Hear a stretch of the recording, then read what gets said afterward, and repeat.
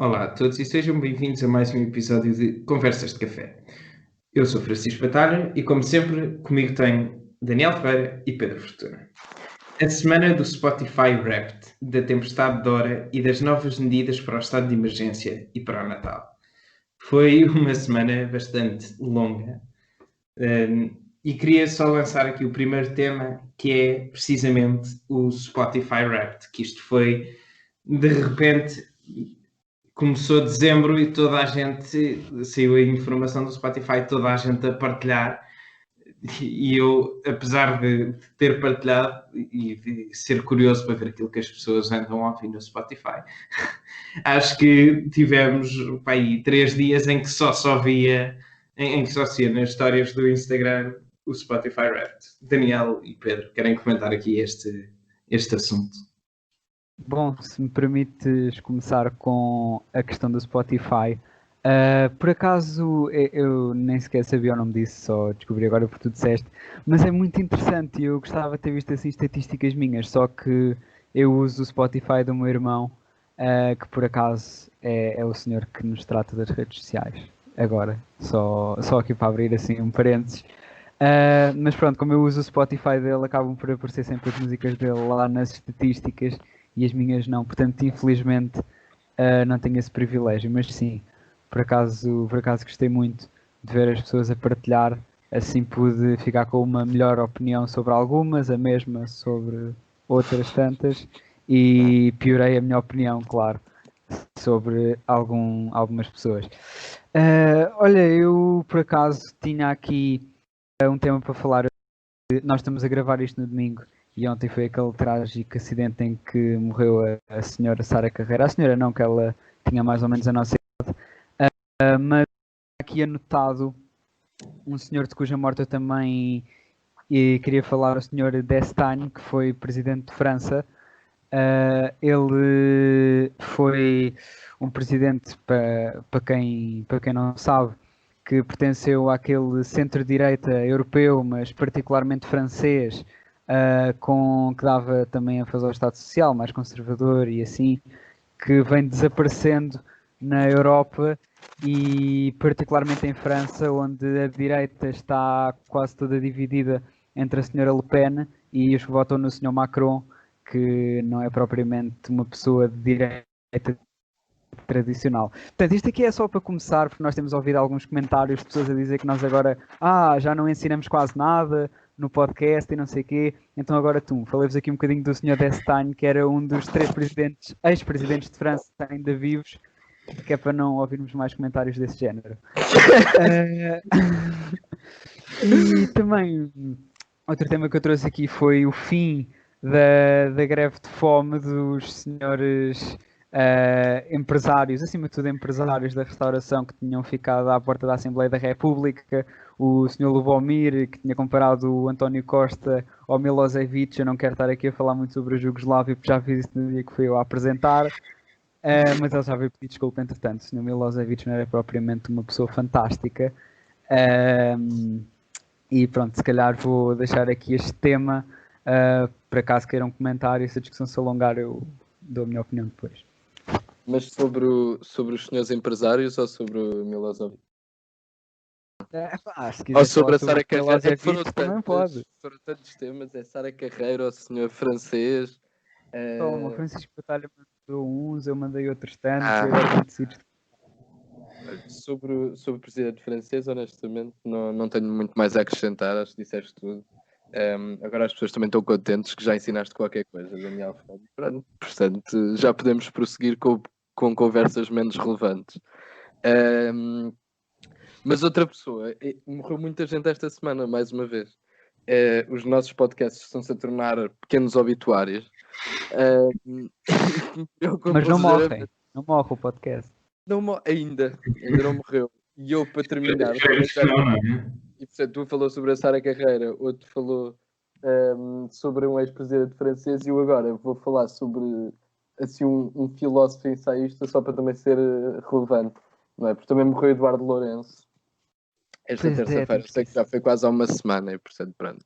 O attention span das pessoas que nasceram depois de 1970 é tipo zero.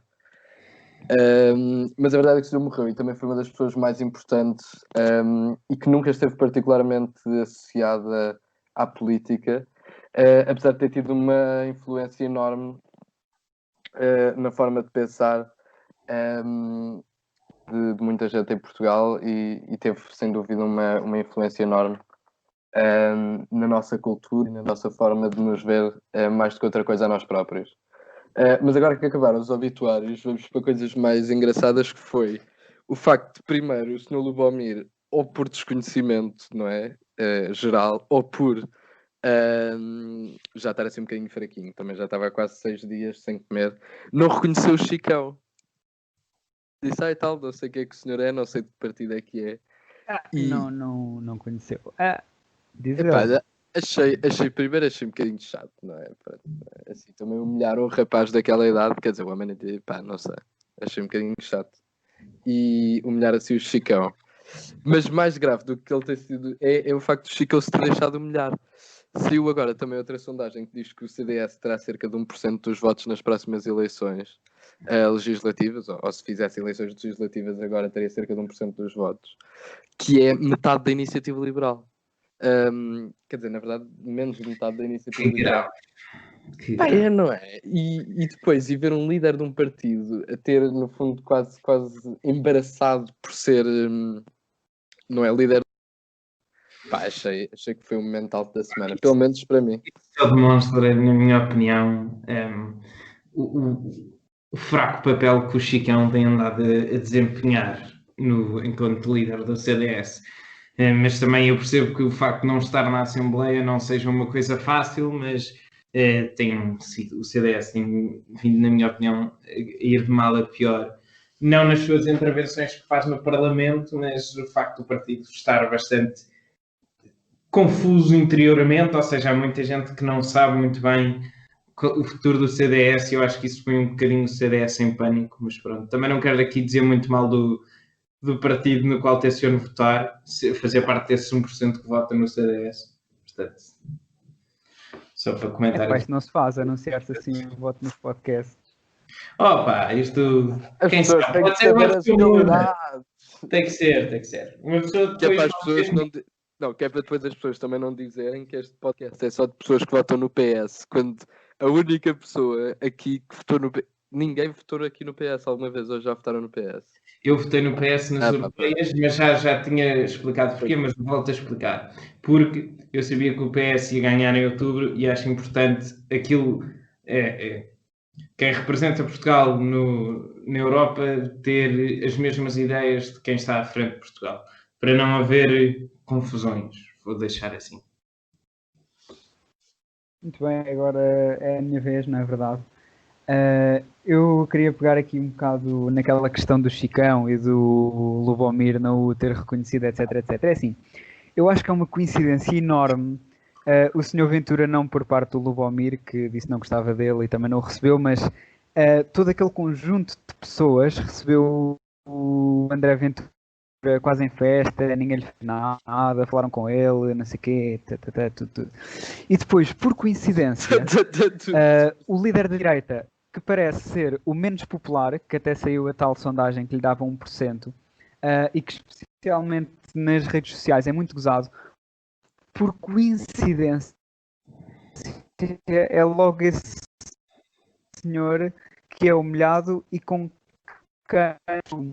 a pão e água, ou como é que aquilo se chama, que pronto, foi precisamente esse líder que foi humilhado e com quem recusaram falar. E depois também toda aquela que falar com os políticos, e depois quando os políticos queriam falar com eles diziam que não, mas depois foram falar com o Fernando Medina e então já está tudo bem e vamos sim senhor acabar com a greve de fome.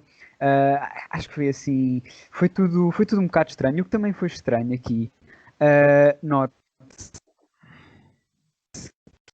que é o movimento da Pão e Água podia ter pegado no congresso do PCP para dizer assim, vem a nossa vida com normas de segurança, etc, etc. Mas o que é que eles foram fazer? Eles foram dizer, não, até os comunas foram para o congresso e nós aqui que não podemos abrir restaurantes. Portanto, também é algo que me parece um pouco estranho da parte deles. Outra coisa que nós... Ofendeu? Estou-te a perguntar se te ofendeu. A mim particularmente não ofendeu, mas eu acho que eles, sei lá, podiam ter pegado nesse e noutros eventos que se realizaram, por exemplo, concertos e etc., para dizer que podiam fazer a mesma coisa nos restaurantes, mas resolveram atacar os eventos que ocorreram. Outra coisa de que ainda não falámos foi o senhor eurodeputado, penso que era húngaro? Sim, era. Era húngara. O senhor quer dizer, isto não é um farrabadó, este podcast, Daniel Ferreira. Já vai aqui falar de coisas ainda por cima, pronto. Diga lá, então. Orgias. A partir de agora, aparentemente, já pode dizer que não é contra os homossexuais, porque até tem 24 amigos que são. Quer dizer, podem ser mais do que amigos, não é? Pronto, exato. Alguém que, digamos, foi uma figura-chave naquilo que foi a Constituição húngara, que foi feita única e exclusivamente pelas pessoas do seu partido, do Fidesz, que é um partido que no governo é conhecido por exemplo, perseguir minorias e estar a acabar com a eleitoral, que faz com que eles, com 49% dos votos, tenham 2/3 dos deputados, entre outras coisas assim simpáticas. E portanto acho que valia a pena salientar isto que aconteceu com o senhor eurodeputado, porque é algo relativamente comum. Quer dizer, há uns anos também houve um deputado da AfD, que é o partido da extrema-direita alemã, que se converteu ao islamismo. E há muitas outras questões. Acho que é um assunto interessante, não é? Não sei se é assim tão comum eurodeputados participarem em orgias gays em Bruxelas, mas tu saberás melhor do que ninguém, Daniel. Tu estiveste lá perto, não foi? Agora nestes últimos meses, o que é que viste? Isso dito desta maneira, parecia que o próprio Daniel estava envolvido em orgias gays em Bruxelas. Não faço a mais pequena ideia. Ele que nos elucide sobre essa matéria. Eu sou monogâmico, então. Ótimo. Não, mas também achei um bocadinho mal por causa também dos Covids, não é? Tipo, independentemente de ser hipocrisia, acho que em situações de pandemia também é um bocadinho chato estar assim em contacto com tanta gente, não é? Durante tanto tempo. E devido que aquelas pessoas tenham feito todos os testes para garantir que estavam todos Covid-free. Portanto, também achei um bocadinho falta de preocupação com a saúde pública. Mas acho que nenhum testou positivo, foi não? Pelo menos. Não sei se... Mas foi por causa do Covid que apareceram lá, não é? Porque acho que em princípio, quer dizer, o facto de ser uma orgia gay não há problema nenhum na Bélgica, ao contrário de na Hungria, não é? Portanto, acho que terá sido por causa do Covid. Mas Francisco Natália, fala sobre a sua... não quero falar sobre isso. Eu agora vou desviar aqui um bocadinho o tema da orgia gay, porque eu acho que isso, pronto, a verdade aconteceu, já falámos e já passou. Queria então aqui introduzir o tema das medidas para o estado de emergência para o Natal. Então, deixem-me só buscar aqui a minha cábulazinha. Porque eu quero só... facto, só uma cábula com a opinião. Não, com os factos. Ótimo. Então, factos que eu acho importante reforçar aqui para os nossos ouvintes é que na altura do Natal é permitida a circulação entre os concelhos. A circulação na via pública nas noites de 23 e 24 é permitida apenas para quem se encontra em trânsito. Nos dias 24 e 25 é permitida até às 2 horas do dia seguinte e no dia 26 é permitida até às 11 da noite. Isto é o que eu acho mais importante de partilhar aqui. E em relação à altura do Ano Novo, a circulação entre os concelhos é proibida entre a meia-noite do dia 31 e as 5 horas do dia 4 de janeiro. A noite de passagem de ano é permitida a circulação na via pública até às 2 da manhã. É proibida a existência de festas públicas ou abertas ao público. E no dia 1 de janeiro é permitida dentro do próprio concelho até às 23 horas desse mesmo dia. Pronto, queria só partilhar aqui isto com vocês, porque eu acho que é importante partilhar com vocês e com os nossos ouvintes, para quem ainda não sabia ou ainda não tinha a certeza destas novas medidas. Era só deixar aqui esta nota. Daniel, queres começar? Ou... Bem, eu posso começar por comentar assim. Primeiro, acho que isto de se estar a pensar em flexibilizar no Natal e na passagem de ano e tal, isto faz um bocado lembrar também o que o Sr. Nicolás Maduro fez na Venezuela. Também fez ali 1 ou 2 semanas que disse que não havia Covid durante esse período. E acho que teve muito bem também o Sr. António Costa em dizer que não vai haver Covid na altura do Natal e da passagem de ano, porque eu acho que também o vírus precisa de férias. Outra coisa que eu tenho visto, eu tenho ouvido muita gente a comentar é: mas agora, então no Natal o pessoal pode se reunir e no resto do tempo não, mas nós somos um Estado laico. Eu já ouvi este argumento e quer dizer, eu nem sequer quero entrar na parte das tradições, porque pronto, somos um Estado laico e etc. Mas quer dizer, nós não podemos entrar bem por essa lógica, senão qualquer dia metem o pessoal a trabalhar na Páscoa e no dia de Natal e depois vêm chorar outra vez a dizer que o Estado é mau porque o Estado tirou os feriados. E portanto acho que não vale a pena entrar por aí pela questão do Estado laico. Mas em relação às medidas, acho que está bem. Acho que está bem. Eu também quero estar com os meus avós, não é? E portanto isto de poder passar o Natal com eles é giro e de poder estar com pessoas na passagem de ano que não sejam do meu agregado familiar também, desde que haja os cuidados e aquelas coisas. Não sei se falaste disso há bocado quando falaste dos factos da quantidade de pessoas que podem estar juntas. Não falei, mas posso dizer aqui só. Força. Aqui Que eu em não sei 3 de cor. segundos. Pronto. As regras gerais para estas medidas é que são proibidos os ajuntamentos na via pública com mais de 6 pessoas, e é preciso evitar muita gente, estar muito tempo sem máscara e espaços fechados, pequenos e pouco arejados. São as recomendações. Não, fora isso, não há qualquer comentário sobre o número de pessoas que podem estar. O governo fala também nos horários de funcionamento dos restaurantes. Nas noites de 24 e 25, os restaurantes podem funcionar até à 1 da manhã.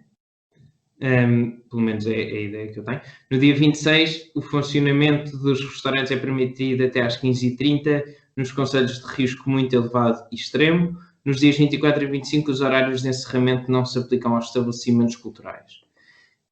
No ano novo, na noite de 31, o funcionamento de restaurantes é permitido outra vez até à 1 da manhã e no dia 1 de janeiro, o funcionamento dos restaurantes é permitido até às 15h30 nos concelhos de risco muito elevado e extremo. Portanto, existe aqui uma conformidade entre aquilo que acontece no Natal e no Ano Novo. Muito obrigado. Lá está. Sim, desculpa, continua. Era só uma frasinha, era só para dizer que acho bem continuar a haver certas restrições e não se ter dito só que o Covid não existia durante uma semana. É só isso. Só isso. Pronto, ok. Pronto. Não, portanto, só para confirmar, se vocês também têm a mesma interpretação que eu, é que, portanto, nós no Ano Novo, desde que estejamos em casa, não é? Podemos fazer uma festa tipo com 50 pessoas. Tipo, certo. Não é recomendado, não é? Também era o que mais faltava, mas podemos.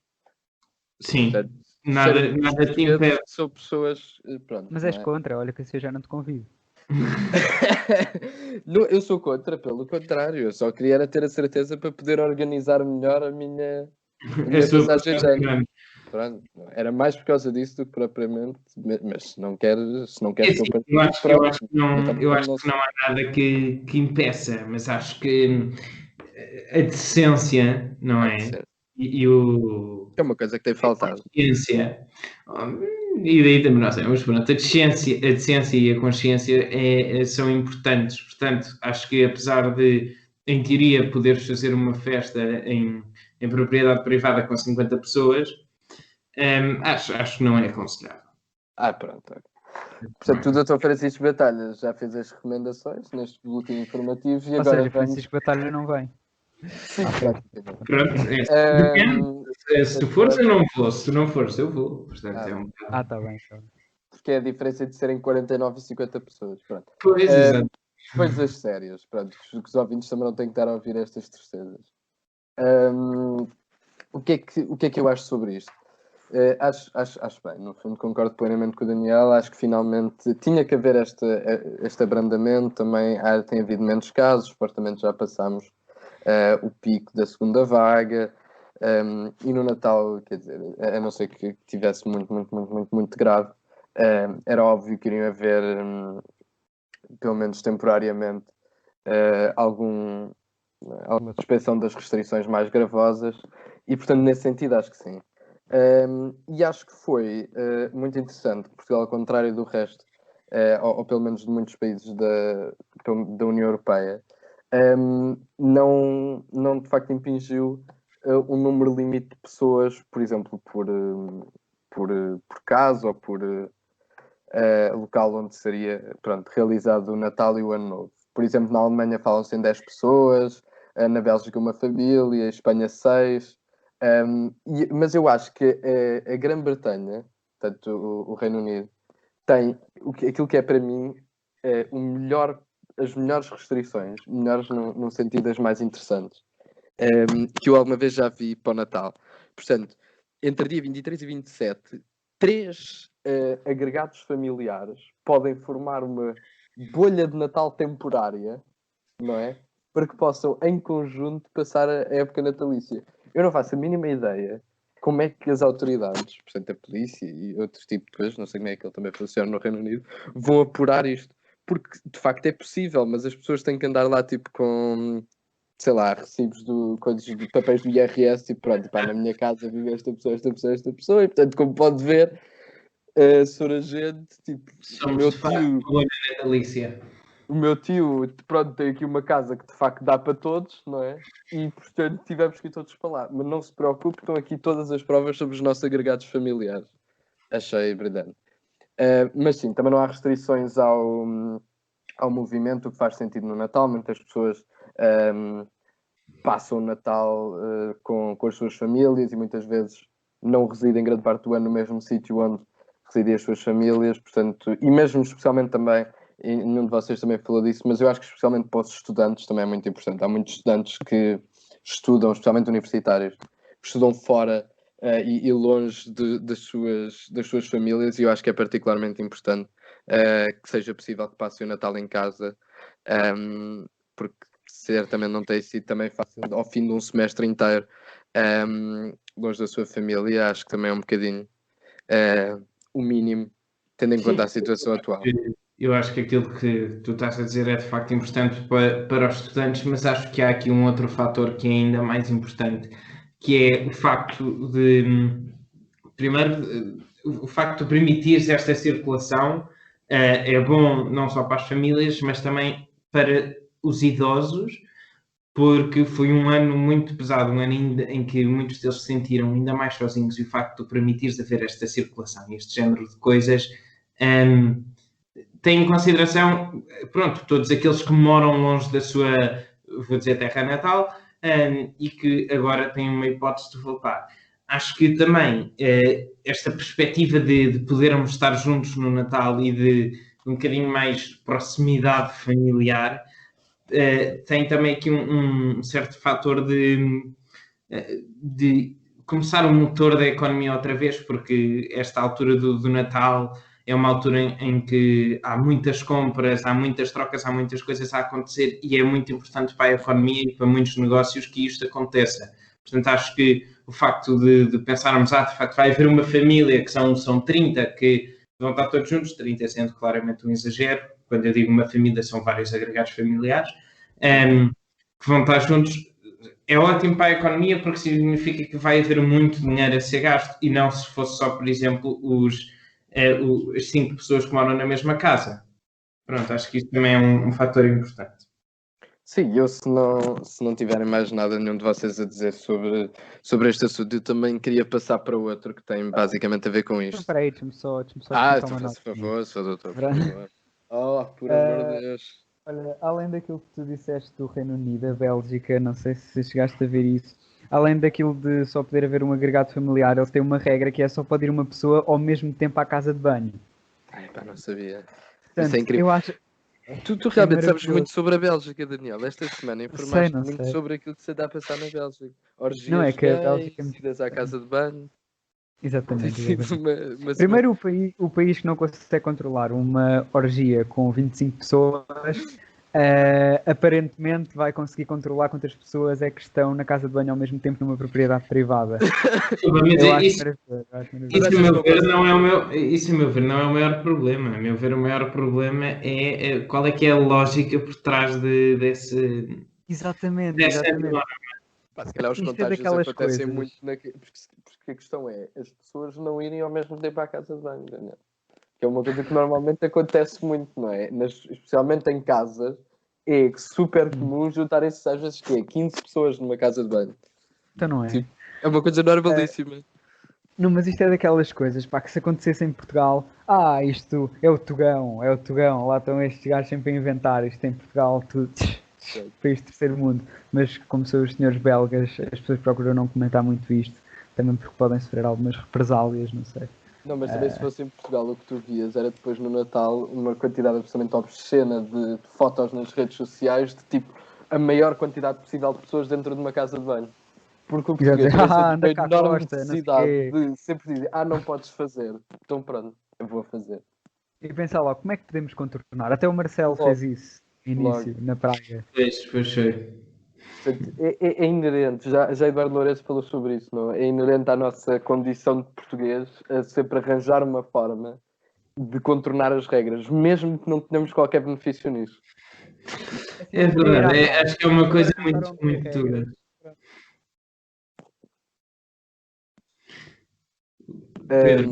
Mas pronto, sim, o que é que eu ia...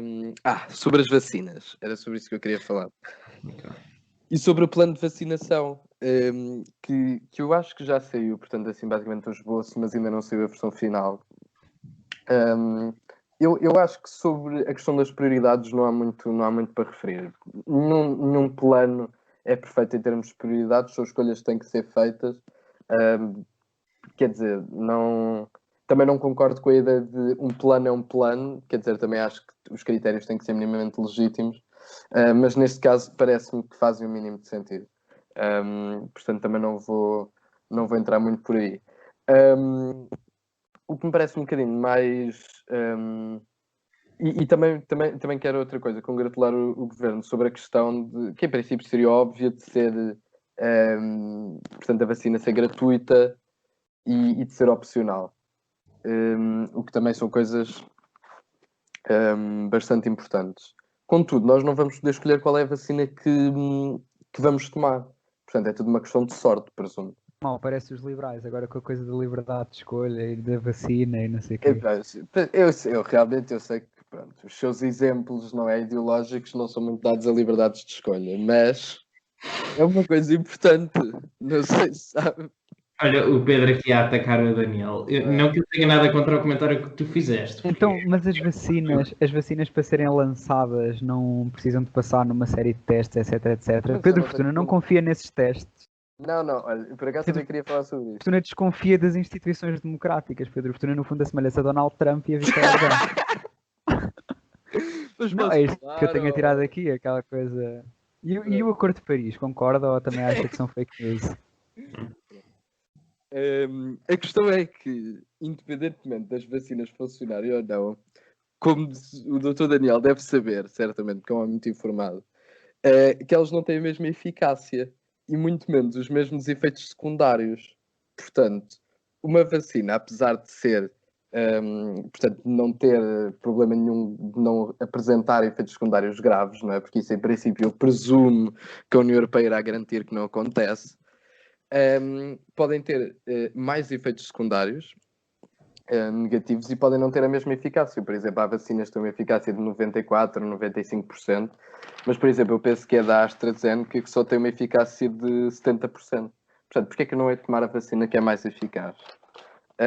E depois, essa mesma vacina, que apesar de ser, que ainda por cima, para além de ser menos eficaz, também é a única que pode dar, que tem como efeitos secundários potenciais febre. E que as outras não têm. Portanto, eu tanto posso ter imensa sorte e apanhar a da Pfizer, que em princípio é melhor, ou azar e apanhar a da AstraZeneca, que é tipo da feira. Deixa-me intervir aqui, posso? E eu acho que as pessoas deviam poder escolher. Deixem-me intervir aqui só neste assunto dos efeitos das medidas, na questão dos efeitos secundários e nesta questão de porque é que não. Mas não saias das vacinas, eu fiquei a malhar em Não vou sair das vacinas, não te preocupes. Quer malhar em quem? Em si. Pronto, eu não, sem sair aqui deste tema, eu acho que a principal razão pela qual as vacinas existem várias vacinas a ser compradas pela União Europeia e não se compra tudo a mais eficaz, que seria, por exemplo, a da Pfizer ou da Moderna, que também tem 95% de eficácia. Eu acho que isso não se faz única e exclusivamente por uma questão de gestão de recursos, ou seja, seria completamente impensável em termos de produção a Pfizer estar a produzir vacinas para todos os cidadãos da União Europeia. Eu acho que a razão pela qual se está a comprar em vários sítios é precisamente esta de não sobrecarregar também a produção. Percebo aquilo que tu estás a dizer, de as pessoas deviam poder escolher, mas eu acho que isso depois também acaba por criar um certo risco, que é se não és dos primeiros a escolher, acabas por perder a melhor vacina. Portanto, se for só ao calhas, acho que assim toda a gente tem a mesma hipótese. É tipo jogar no Euromilhões. Pode sair uma boa vacina, pode ser uma má vacina, às vezes acontece. Quer dizer, em princípio, mais vacinas não existem, não é? Mas pelo menos umas mais eficazes que outras. Bem, mas posso. Sim, por favor. Estou aqui preparadíssimo para dar o corpo às balas. Em relação à liberdade de escolha das vacinas, eu acho que é impossível combinar a liberdade de escolha e combinar essas duas. Porquê? Porque não existe uma, nem existem duas, nem existem 3 vacinas, existem mais. E quer dizer, nós, para oferecermos a toda a gente liberdade de escolha de uma vacina gratuita, quer dizer, nós íamos precisar de encomendar quantidades exorbitantes de cada vacina e muito provavelmente iam sobrar bastante. Só devia ter liberdade de escolha entre as vacinas todas que existem. E quer dizer, eu acho que a grande prioridade é conseguir distribuir uma vacina, seja ela qual for, desde que passe nos testes e naquelas coisas todas, à generalidade da população. Agora, não sei, acho que não devia ser uma prioridade, não é? E acho que é um bocadinho complicado e que se iam gastar rios de dinheiro desnecessariamente só para a pessoa poder escolher uma entre várias vacinas. Desculpe lá esta intervenção. Sei que é uma opinião polémica, mas... Deixa-me só fazer uma observação. Eu não sei se é uma questão de poupança, é uma questão que ias gastar o quádruplo do dinheiro, ou o quíntuplo, dependendo da quantidade de vacinas. Francisco Batalha, eu não sei se eu sou o único que está a ouvir o Daniel com cortes, mas se por acaso em casa ou onde estiverem a ouvir também, se estiverem a ouvir o Daniel com cortes, nós estamos a fazer isto pelo Skype e a internet do Daniel está com alguns problemas, portanto, pedimos desculpa pelo incómodo a todos e agradecemos o facto de estarem a ouvir. Força, Pedro. Não era isso, portanto, eu acho que não, eu percebo a questão, não é? Que é poupança e não, e como é óbvio que seria impossível, até porque nós não sabemos exatamente quando as vacinas foram encomendadas, e há muito mais vacinas neste momento encomendadas do que aquilo que é a população portuguesa, independentemente ou não de serem necessárias 2 doses. O problema é que nós também não sabemos quando é que elas vão chegar. Portanto, nós teremos umas a chegar antes, outras a chegar depois. E portanto, mesmo que, como é óbvio que seria difícil garantir essa opção de escolha, mas pelo menos às primeiras pessoas, que ainda por cima são teoricamente as mais vulneráveis, também não vejo qual seria a questão. Se fosse irrelevante para as pessoas, pronto, e uma qualquer. Se as pessoas quisessem uma específica, que fosse aquelas que ainda por cima também, pronto, há vacinas mais baratas que outras, há vacinas mais caras que outras, e a única razão também pela qual foram encomendadas todas é porque na altura não se fazia a mínima ideia qual é que seria a mais eficaz, porque quer dizer, estas vacinas foram encomendadas com meses e meses e meses de antecedência, muito antes de saírem os primeiros testes, portanto. Na altura sequer nem se fazia a mínima ideia qual é que seria ou não a mais eficaz. Mas talvez passando aqui para um último tema, para também não amassarmos as pessoas até mais não. Pronto, eu ia passar para outro tema, mas não sei qual. Portanto, só queria dizer também que não vi que ainda não vi o atentado, Daniel, peço desculpa. Mas que vou Ainda ver. bem. Já acabou esse último episódio. Mas que para a próxima semana, talvez, se tiver tempo, vejo. Eu vi o. Desculpa, não é eu vi o atentado. Eu tenho aqui um último tema que eu gostava de lançar, que vem a propósito, pode ser que seja um momento de educação, mas vem a propósito da temporada mais recente do The Crown. Ora, quando saiu esta temporada, eu, sendo um grande apreciador dos conteúdos da Netflix, vi muito rapidamente e comecei-me a questionar sobre porque é que nós não temos monarquia em Portugal. Não digo isto só naquela de porque é que não temos rei, pronto, mas naquela de o que é que aconteceria, como é que seria Portugal se hoje tivéssemos o rei, se vocês quiserem abordar este assunto. Olha, por acaso é uma questão muito interessante. Eu vou tentar estar menos de meia hora a falar. Ok, vamos tentar a passar. Olha que a Não, Fórmula 1 porque está a isto começar. fazer contexto. E eu não sei se vocês vão estar aqui 5 minutos a ouvir-me a dizer pronto, e assim, mas eu vou tentar que não haja. É assim, se Portugal ainda teria havido a Primeira República, como também não teria havido a ditadura militar, o Estado Novo, Salazar e etc., como também não teria havido 25 de Abril, e pronto, isso poderia mudar muitas coisas. Mas quer dizer, eu acho que no geral, tendo em conta que Portugal durante o período da monarquia teve as suas últimas bancarrotas, tinha um crescimento quase nulo, tinha dificuldades de industrialização e afins. Não era propriamente um país em grande crescimento e não era propriamente um exemplo para a Europa. E portanto, achando eu, tendo quase a certeza que teria sido um país mais estável, que não tivesse tido tantas revoltas e tantas revoluções e etc. Quer dizer, no nosso estado de desenvolvimento não teria mudado muito. Talvez a descolonização tivesse acontecido mais cedo. Sim, talvez mas não tivesse. A minha lógica não era essa. A minha lógica não era numa de alteração completa daquilo que aconteceu, era mais de se tivéssemos um regime parecido ao do inglês, ou seja, parecido ao que temos atualmente, mas em vez de termos um presidente, tivéssemos um rei. Era mais por aí que eu estava aí. Bom, eu acho que o debate político era menos engraçado porque não havia eleições presidenciais. Mas não me parece que nos dão que sempre a coisas para falar. Fosse... Que nos dão sempre coisas para falar, não é? Especialmente este ano. Pois é isso que é interessante.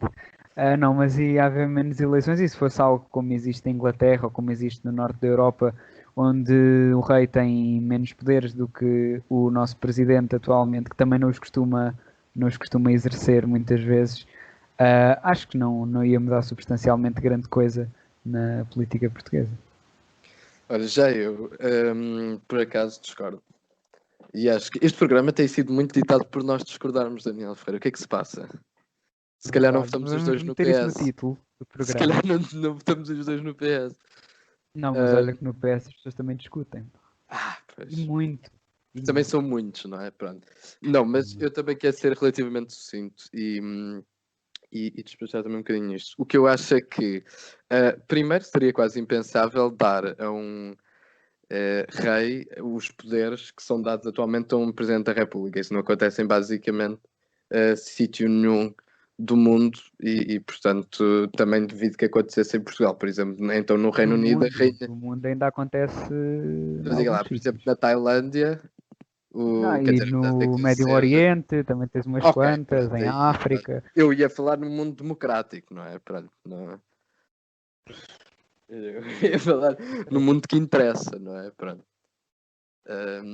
estava a falar em regimes democráticos, portanto, mantendo esta ideia, tal como o Batalha disse, não mudarmos particularmente a história e, portanto, continuarmos num regime, não é, constitucional, democrático, esse tipo Mas de coisa. também tens regimes não democráticos que não têm reis. Sim, com certeza, não é? Pronto. O senhor então conhece-os muito, não é? Pronto. Especialmente historicamente. Mas pronto, passando à questão dos reis em si. Portanto, independentemente se tivessem mais poder, por exemplo, em Espanha, ou se tivessem menos poder, como por exemplo a Inglaterra, em que basicamente a rainha tem 0 poder, é uma mera figura.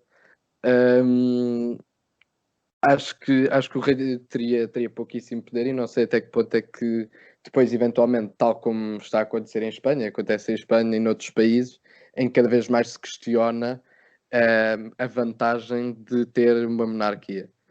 Tendo em conta que estás basicamente a sustentar uma família que muitas vezes, por questões de manter um Estado democrático, fazem muito pouco ou nada. Outra coisa que eu também queria falar sobre este assunto é o facto de Daniel ter dito que o Presidente da República tem poderes que também pouco utiliza. Que eu acho que é uma coisa que muita gente diz e eu discordo profundamente. O Presidente da República tem muitos poderes e como é óbvio que também não o pode utilizar de forma completamente discricionária e arbitrária como bem lhe apetece, apesar da Constituição lhe dar poderes para isso. Mas, por exemplo, ainda hoje ou ontem, Marcelo Rebelo de Sousa votou uma lei da Assembleia da República e, na minha opinião, e bem, relativamente à contratação pública, especificamente na questão dos fundos europeus que vêm aí, da tal bazuca europeia, etc., em que eu também concordo com o Sr. Presidente, em que se estava a dar um bocadinho de liberdades a mais ao Estado para poder, de forma um bocadinho discricionária, atribuir contratos a empresas um bocadinho à vontade do freguês. E, portanto, temos aqui um exemplo perfeito de uma lei que foi aprovada no Parlamento com votos unicamente a favor do PS e, portanto, que agora terá que voltar à Assembleia da República e, para passar, ter que ser aprovada com votos favoráveis de 2/3 da Assembleia, o que me parece que manifestamente não irá acontecer. Mas quer dizer, calma, eu não disse que não acontecia o Presidente exercer os seus poderes, mas quer dizer, se nós formos vendo de Ramalhianes a Mário Soares, a Jorge Sampaio, a Cavaco Silva, a Marcelo Rebelo de Sousa, a tendência tem vindo a ser os presidentes exercerem cada vez menos vezes o seu poder. Sim, mas eu também acho que mais uma vez teve a ver com se considerar que é no Parlamento que reside não é a legitimidade democrática, não é? Se o Parlamento vota especialmente com muitos votos favoráveis, com um grande apoio do Parlamento no seu geral, ou seja, com muitos deputados a votar favoravelmente, também acho que mesmo do ponto de vista de credibilidade política da República é um bocado, sei lá, também não sei se o Presidente da República se sentiria muito à vontade de contrariar aquilo que é, no fundo, a forma mais próxima de apurar aquilo que é a vontade dos portugueses, que é o Parlamento. Portanto, quer Mas dizer, aconteceu muitas vezes no passado.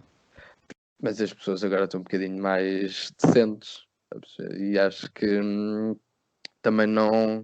Também acho que os presidentes da República se têm sentido menos à vontade de comprar guerras, especialmente com os governos. Especialmente também porque nos últimos tempos temos andado em situações em que tem que haver quer dizer, a relação entre o governo especialmente o governo e o Presidente da República nem sempre tem sido muito boa. Por exemplo, Marcelo Rebelo de Sousa e António Costa, sim senhor, mas quando foi o início de António Costa com Cavaco Silva pôs muitos entraves e aí, por exemplo, mostrou todo o seu poder e aproveitou-se todo o poder que a Constituição lhe dá para fazer basicamente aquilo que quis e de obrigar a que fossem assinados acordos e etc. Para que António Costa pudesse formar governo. Portanto, olha, um exemplo perfeito de um Presidente da República a usar todo o seu poder. Coisa que um rei não poderia já agora. Quer dizer, espero eu que caso existisse um rei de Portugal que não tivesse poderes dessa natureza. Mas pronto, se Francisco Batalha, já agora não sabemos a sua opinião. Não, é assim, eu acho que não há nenhum português que só processe profundamente a existência de uma monarquia em Portugal. Olha, olha que há. Olha, já tenho aqui Profundamente. Isso era a pior coisa, quer dizer, era o que mais faltava. Não, oponho.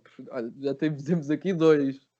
Pronto, está bem. Então peço desculpa por ter dito isto desta maneira. Peço já aqui desculpa. Mas pronto, é assim. Eu trouxe este tema a propósito da Crown, mas também porque eu pessoalmente não me faria muita confusão, não é?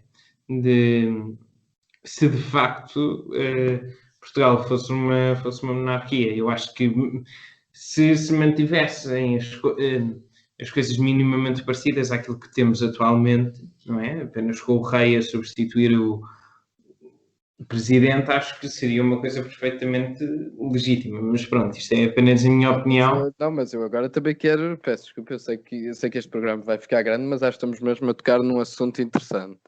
E nesse caso, por exemplo, o rei, se tivesse os mesmos poderes de um presidente da República, primeiro quem seria o rei, não é? A princípio seria Dom Duarte Pio, ou fazia-se umas eleições? Não, seria Dom Duarte Pio.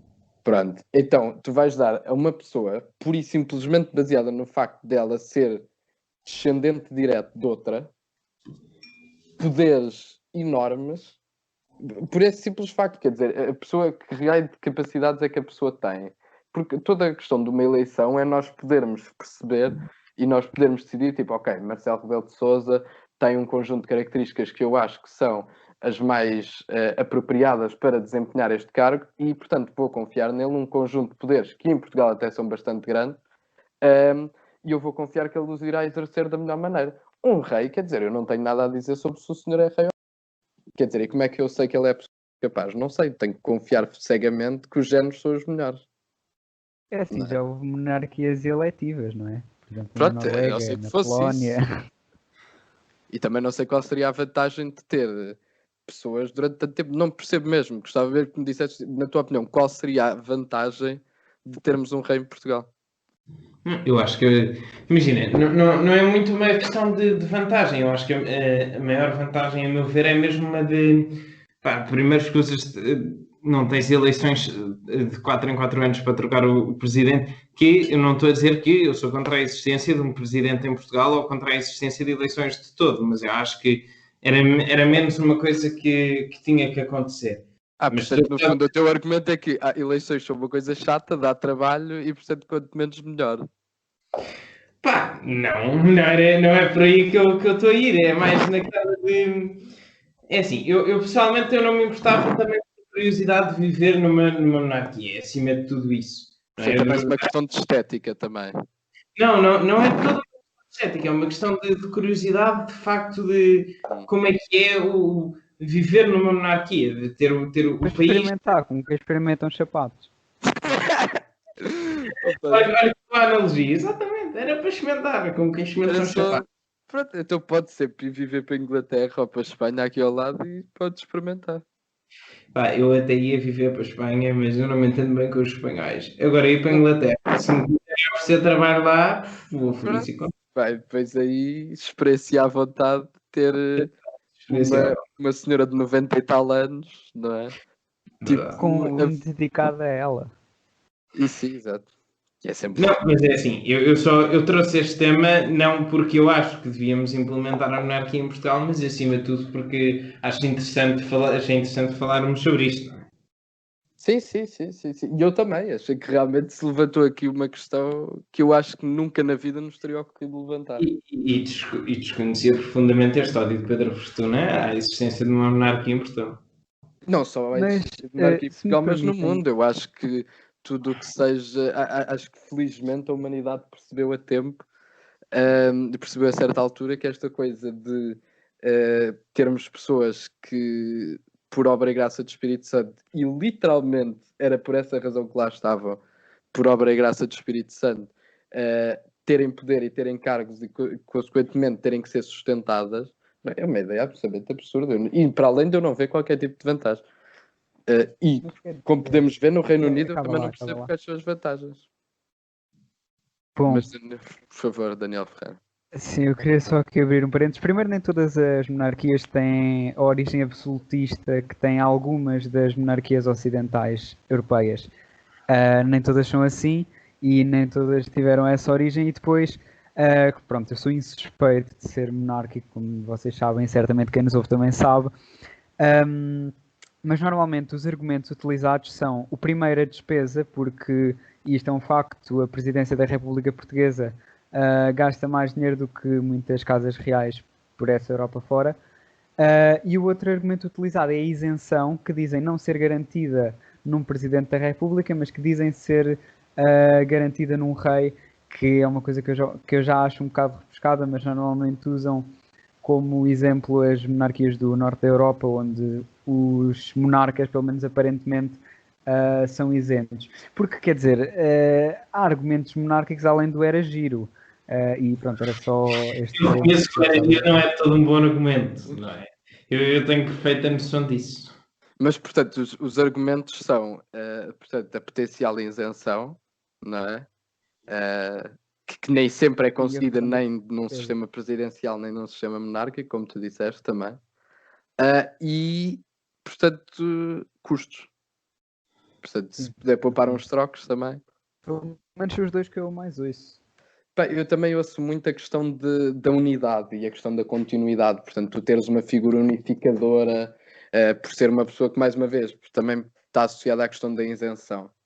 Por ser uma figura unificadora e imparcial e isenta, um representante de facto supremo e constante do Estado e etc. Mas eu acho que isso pode fazer sentido, por exemplo, em países como, por exemplo, em Espanha. Apesar de manifestamente grande parte dos espanhóis não se reverem no rei. Mas, quer dizer, mais uma vez, não percebo porque é que um Presidente da República não pode cumprir esse papel. Não vejo, eu pessoalmente sou completamente antimonárquico, acho que é uma coisa que não faz o mais pequeno sentido, e acho que foi uma das, e acho que é, pronto, uma vitória de Portugal, e ainda bem que é comemorado todos os anos em outubro, porque de facto foi uma conquista importante. O senhor é laico, republicano e socialista como o Dr. Mário Soares? Bom, quem é que disse excelência do Dr. Daniel Ferreira? É um suponhamos. Era laico e quê? Laico, republicano e socialista. Socialista descobrimos que não era bem, mas as outras duas era certamente. As outras sou completamente, quer dizer, acho que isso é a base. Acho que é a base de uma sociedade. Quer dizer, pelo menos é a base daquilo que eu quero para Portugal. Mas pronto, se mais ninguém quiser acrescentar nada, acho que foi um programa interessante.